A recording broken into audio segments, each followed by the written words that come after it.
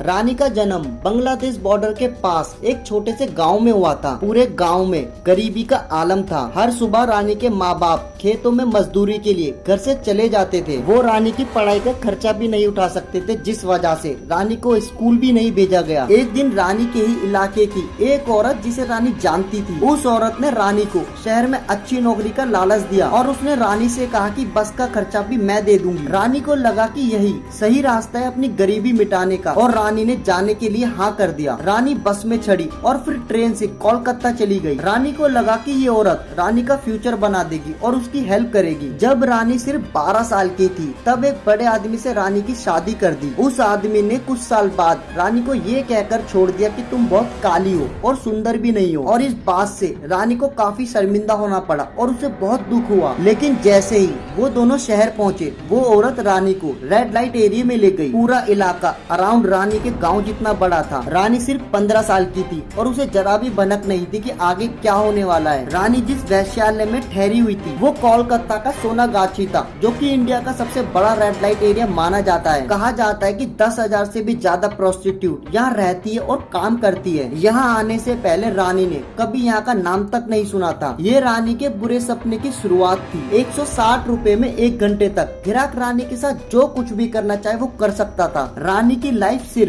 एक कमरे तक सीमित हो गई थी। उसके बाद रानी ने सबसे बातचीत करना भी छोड़ दिया था। जैसे जैसे महीने बीतते गए, रानी को सब खत्म होता हुआ नजर आ रहा था। ना कोई उम्मीद थी, ना कोई आस, बस रानी मुर्दों की तरह जिए जा रही थी। वो औरत जो रानी को कोलकाता लेके आई थी, जिसने रानी की तस्करी की थी, इस औरत का प्लान था कि रानी को एक बार गाँव ले जाकर सबको ये दिखा दे कि रानी वहाँ ठीक है और अच्छी जॉब कर रही है। उसके बाद वापिस रानी को कोलकाता लाने में आसानी होगी। और इस औरत ने रानी को ब्लैकमेल करना शुरू कर दिया और रानी को कहा कि तुम मेरे साथ गांव चलो और वहाँ किसी को अगर कुछ बताया तो मैं सबको बता दूंगी कि तुम वहाँ पर धंधा करती हो, और ये भी कहा कि मैं तुम्हें 30,000 रुपए दूंगी, वो पैसे तुम अपने माँ बाप को दे देना। ऐसा कहकर वो औरत रानी को वापस गाँव ले आई और उसके बाद दोबारा कोलकाता ले आई। लेकिन उस औरत ने रानी को 1 रुपया तक नहीं दिया और उसके बाद वही सब दोबारा स्टार्ट हो गया। रेड लाइट पे खड़े होकर ग्राहक ढूंढना। लेकिन एक दिन कुछ अलग हुआ। रानी सड़क पे खड़ी होके ग्राहक का वेट कर रही थी। तभी एक आदमी रानी के पास आया।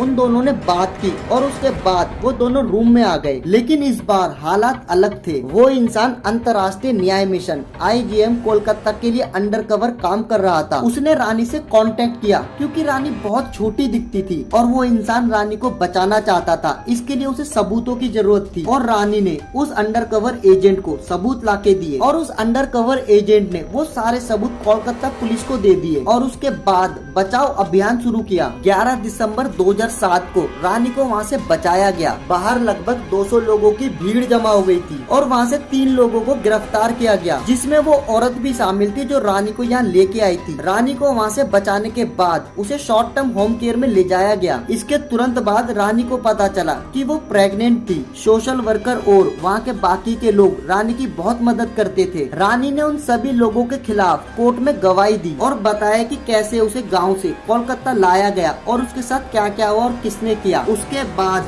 17 अगस्त 2013 में उस औरत को दोषी ठहराया गया और उसे 7 साल की सजा सुनाई गई। उसके बाद रानी को एक बुटीक में जॉब दिलाई गई और रानी को एक बेटा भी हुआ, जो कि अब काफी बड़ा हो चुका है और रानी अपनी जिंदगी अपने बेटे के साथ बिता रही है। दोस्तों, ये घटना जिस लड़की पे बीती थी, मैंने उसका नाम बदलकर रानी कर दिया था। आई होप आपको वीडियो अच्छी लगी होगी। अगर आपको वीडियो अच्छी लगी तो इसे लाइक कर देना और मुझे कमेंट करके बताना आपको वीडियो कैसी लगी। अगर YouTube पे ये वीडियो देख रहे हो तो चैनल को सब्सक्राइब कर लेना और Facebook पे देख रहे हो तो प्लीज यार फॉलो मारो। बाकी मिलता हूँ नई वीडियो में, तब तक के लिए बाय बाय।